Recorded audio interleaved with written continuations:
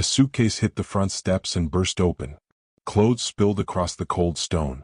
A young woman scrambled down after it on her knees, grabbing at what she could, while behind her a door slammed so hard the windows rattled. A lock turned. A porch light went dark. She knelt there in the freezing dark, stuffing her whole life back into a broken suitcase, one hand pressed flat against the swell of her belly. She was 6 months along. She had nowhere to go.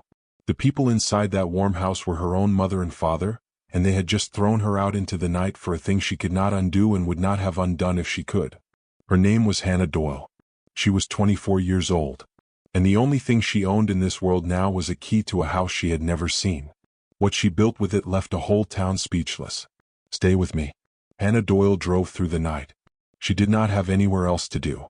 She had $11 in her purse, half a tank of gas in a car that was older than she was, and a folded letter on the passenger seat from a lawyer she had spoken to exactly once. The letter said that her grandmother had died. A grandmother Hannah had met maybe 3 times in her whole life, an old woman who lived alone in a village 4 hours north, who her parents never spoke about and never visited. And the letter said that this grandmother, for reasons no one could explain, had left Hannah one thing in her will. A house. A cottage at the edge of a village called Ashford Hollow. No money. No savings. Just an old stone cottage and the key that came taped to the lawyer's letter. 3 days ago that letter had seemed like nothing. A curiosity. Hannah had a job at a diner and a tiny apartment and a plan to raise her baby on her own, quietly, the way she had planned everything in her life, quietly and alone. And then her landlord had let her go because the building was being sold. And then her hours at the diner got cut. And then, out of options, she had done the thing she swore she would never do. She had gone home. To her parents' house. To ask for help. Just until the baby came. Just until she got back on her feet. She had stood in her parents' living room, 24 years old and 6 months pregnant, and she had asked her mother and father if she could stay. Her father had asked one question. Who is the father? And when Hannah told him the truth, that the father was gone, that he had left the moment she told him about the baby, that she was going to raise this child by herself, her father had stood up out of his chair, walked to the front door and opened it. No daughter of mine, he had said. Not like this. Not bringing shame to this house. Her mother had not said a word. Had not even looked up. And that was how Hannah Doyle came to be driving north through the dark at 2 in the morning, 6 months pregnant, with $11 and a key to a dead woman's house. She got to Ashford Hollow just as the sun was coming up. It was a small place. One main street. A church. A general store. A diner with the lights just coming on. The kind of village people drive through without stopping. Hannah drove through it slow, following the lawyer's hand-drawn map, until the houses thinned out and the road turned to gravel and she came at last to the end of it. And there it was. Her cottage. Hannah sat in her car and looked at it for a long time. It was a ruin. The roof sagged in the middle like the back of an old horse. 2 of the front windows were broken, boarded over with gray plywood gone soft with rot. The garden, if you could call it that, was a wall of brown weeds as tall as a man. The front door hung crooked on its hinges. One good wind, Hannah thought, and the whole thing would just lie down and give up. She got out of the car. She walked up the broken path. She put her grandmother's key in the crooked door, and she had to lean her shoulder into it to make it open, and she stepped inside. It was worse inside. Dust over everything. A hole in the kitchen ceiling where the rain had been coming in for years. A dead bird on the windowsill. Mouse droppings. The smell of damp and rot and time. The furniture was all still there, draped in yellowed sheets, like the house had been waiting 20 years for someone to come back and never stopped. Hannah stood in the middle of that ruined kitchen, 6 months pregnant, with $11 to her name and the whole cold world pressing in on her, and she did something she had not let herself do once, not in her parents' living room, not on the long drive north, not at any point in the worst week of her life. She sat down on the dusty floor. And she cried. She cried until she had nothing left. She cried for the man who had left her. She cried for the parents who had thrown her out. She cried for the scared, tired, pregnant girl she could see in the dirty window glass. And then after a while she stopped. She wiped her face with the back of her sleeve. She put both hands on the swell of her belly. And she felt the baby move, a small, slow roll right under her palm. Like the baby was saying, "I am still here. We are still here." Hannah looked around that ruined kitchen with new eyes. And here is the thing about Hannah Doyle that her parents never understood. That the man who left her never understood. Underneath the quiet, underneath the politeness, underneath all that careful aloneness, there was something in this young woman that did not break. I bet. But it did not break. All right, she said out loud to the empty house, to the baby, to herself. All right then. We will start with the floor. She started with the floor. She had no money for help, so she did it herself. She found an old broom in a closet and she swept that kitchen until her arms shook. She hauled the rotten furniture out into the yard, one piece at a time, resting between each one with her hands on her knees. She tore down the yellowed curtains and beat the dust out of them in the cold morning air. She worked all that first day until the light went, and then she slept that night in her car because she did not trust the roof, and the next morning she got up and she started again. The village noticed her, of course. You cannot move into the ruin at the edge of a small town without a small town noticing. By the second day they all knew. The pregnant girl. Old Margaret Doyle's granddaughter, the one nobody had ever met. Living out there in that falling down house all by herself. They watched her from a distance. At the general store, when she came in to spend a few of her precious dollars on nails and a box of matches, the talking stopped when she walked in. She felt their eyes on her belly. She heard the word they used when they thought she could not hear it. Shame. It was the same word her father had used. Hannah did not let it touch her. She paid for her nails, she said thank you politely, and she went back to her house and she kept working. But the truth was she was in trouble. She had $9 left. The roof leaked. Winter was coming. She had no job, no income, and a baby due in 12 weeks. Sweeping floors was one thing. But she could not fix a roof with a broom and a stubborn heart. She needed money she did not have, and skills she did not have, and time that was running out. That was when the first one showed up. His name was Walter. He was an old man, 70-some years, who lived 2 properties down the gravel road.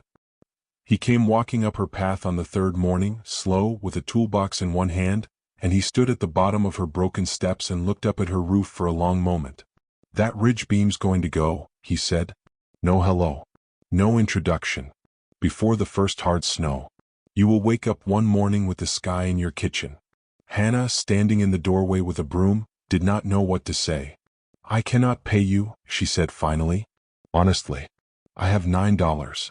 Walter looked at her. Then he looked at the roof. Then he set his toolbox down on her bottom step. Did not ask you for $9, he said. Knew your grandmother 40 years. She fixed my Edith's hands when the arthritis got bad and no doctor in this county would give us the time of day. Never charged us a dime. He took off his coat and laid it over the porch rail. I have been waiting 20 years for a way to pay that woman back. You will do. And that was the first one. The second was a woman named Ruth, who ran the diner in town. She showed up on the 4th day with a basket of food, real food, a pot roast and bread and a jar of soup, and she set it on Hannah's porch and said only, a woman that far along should not be working on an empty stomach, and left before Hannah could even thank her. The third was a teenage boy named Sam, who Walter sent over, who spent a whole Saturday hauling the brown weeds out of the garden for the price of nothing but lunch. One by one they came. Not many. This was not a big town. But a few. A few good souls who had known old Margaret Doyle, who had been quietly helped by her over the years, and who looked at this scared pregnant girl trying to save a ruin with her bare hands, and saw something worth helping. By the end of the second week, the roof was sound. The broken windows were fixed. The hole in the kitchen ceiling was patched, and a fire was burning in the old stove, and Hannah Doyle slept that night for the first time inside her own house, under her own sound roof, warm. She lay there in the dark, one hand on her belly, and for the first time since her father opened that door, she let herself believe it. I can do this. We are going to be all right. She had a roof. She had food. She had a handful of people who, against all odds, had decided she was worth helping. The worst was over. She was sure of it. She fell asleep that night certain that the hardest part of her life was behind her. She was wrong. Because the next morning, a black car she did not recognize came slowly up the gravel road and stopped in front of her cottage. And the man who got out of it was wearing a suit. And he was carrying a clipboard. And the first words out of his mouth changed everything. Are you the occupant of this property? Hannah stood in her doorway, one hand on the frame. I own this property. It was my grandmother's. The man in the suit looked down at his clipboard. I am afraid that is not entirely accurate, ma'am. And then he told her. The cottage came with debt. 20 years of unpaid property taxes that her grandmother had let pile up before she died. Thousands of dollars. The county had been ready to seize the property and sell it for the back taxes. The only reason they had not was a clause that gave a living heir 90 days to settle the debt. Hannah had 31 days left, and the amount she owed was $11,000. Hannah stood in the doorway of the house she had spent 2 weeks saving with her bare hands, and she felt the floor drop out from under her. $11,000. She had $4 and some change. She had no job. She was 8 weeks from giving birth. There was no version of the next 31 days where she found $11,000. And if I cannot pay it? She asked, though she already knew. Then the county takes the property, the man said, not unkindly. It will be sold at auction. You would need to vacate. He glanced at her belly and something almost like pity crossed his face. I'm sorry, ma'am. I truly am. But these are the rules. He left his card on her porch rail and he drove away. Aunt Hannah Doyle sat down on her front steps and put her face in her hands. Now here is where most people would have quit. And nobody would have blamed her. 24 years old. 8 months pregnant. Thrown out by her family. And now, just when she had clawed her way to a roof over her head, the rug pulled out from under her by a number she could never reach. But listen. If you have come this far with me, if you are pulling for this girl the way I am, do me a favor and hit that subscribe button. Because what Hannah Doyle did next is the whole reason I wanted to tell you this story. Now stay with me. Hannah did not quit. She sat on those steps for 1 hour and she let herself feel all of it, and then she stood up and she wiped her face and she went to find Walter. She told him everything. The taxes. The 31 days. The $11,000. Walter listened, chewing on the inside of his cheek. And when she was done, he was quiet for a long time. Then he said, "What can you make?" "What?" "Your grandmother. Margaret. She did not have money either. But she had hands. She made things. She grew things. She healed things. Whole county came to her door. What can you make, girl?" And Hannah, standing in that cold yard, remembered something. She remembered that before her life fell apart, before the diner, before any of it, she had gone to school for 1 year for horticulture before she ran out of money to pay for it. She remembered that she knew plants. She knew soil. She knew how to grow things and graft things and make things bloom. And she remembered the garden. Her grandmother's garden. 2 acres of it behind the cottage, gone wild and brown, but underneath the weeds, Hannah had found things. Old fruit trees. Herb beds gone feral. Rose bushes 100 years old still fighting to bloom. Rare plants her grandmother had collected over a lifetime, the kind you could not buy in any store. It was not money, but it was something. "I can grow things," Hannah said slowly. "I can grow things people cannot get anywhere else." Walter almost smiled. "Then you had best get growing," he said. "You have got 31 days. What Hannah Doyle did in the next 31 days, the people of Ashford Hollow never forgot. She went to war with that garden. 8 months pregnant, she was out there at first light every single day. She cleared the weeds. She pruned the old fruit trees back to life. She dug up the rare plants her grandmother had collected over 50 years. The herbs, the heirloom roses, the cuttings of things that did not grow anywhere else in the county, and she potted them, hundreds of them, in every container she could find or beg or borrow. Walter built her a roadside stand out of old barn wood. Sam painted a sign. Ruth, from the diner, told every single customer who sat at her counter about the girl out at the old Doyle place selling Margaret Doyle's plants. And here is the thing. People remembered Margaret Doyle. They remembered her garden. They remembered the woman who had quietly healed half the county with the things she grew. And when word got around that her granddaughter was selling cuttings from that very same garden, rare things, real things, plants you could not get anywhere else, they came. They came from the village first. Then from the next town. Then, when one of them posted a photograph online of the heirloom roses, of the pregnant young woman selling them out of a hand-painted stand at the edge of a forgotten village, they came from much farther than that. Hannah sold every plant she could pot. She took orders for more. She stayed up late, swollen feet propped on a chair, answering messages from people 3 states away who wanted her grandmother's rare cuttings. She charged fair prices. She worked until she could not stand. And slowly, dollar by dollar, the number started to climb. On the 29th day, Hannah sat at her grandmother's kitchen table and counted what she had made. It was not enough. She was $800 short. 2 days left. $800. So close she could taste it and still not enough and no more time to make it. She put her head down on the table. And that was when she heard the cars. She went to the window. And coming up the gravel road, one after another, was a line of vehicles. Walter's old truck, Ruth's car, Sam and his father, the man from the general store. Faces she knew and faces she barely recognized. The whole village, it seemed, coming up her road. Hannah went out onto her porch, frightened, not understanding. Walter got out of his truck. He walked up to the bottom of her steps and he took off his hat and he held out a coffee can. "Town took up a collection," he said gruffly. "For Margaret's granddaughter. Folks remember what that woman did for this place. Figured it was time somebody did something back." Hannah took the can with shaking hands. She looked inside. It was full of crumpled bills. Tens, 20s, a few hundreds. The careful savings of a poor town's poor people, given $1 and a 5 at a time. She counted it later, alone, crying too hard to count straight the first 3 times. It was $940. $800 to clear the debt. And $140 left over. On the 30th day, one day before the deadline, Hannah Doyle walked into the county tax office, 8 months pregnant, and she put $11,000 on the counter in cash, and she paid off every cent her grandmother owed, and she walked out of that office owning her home free and clear. The cottage was hers.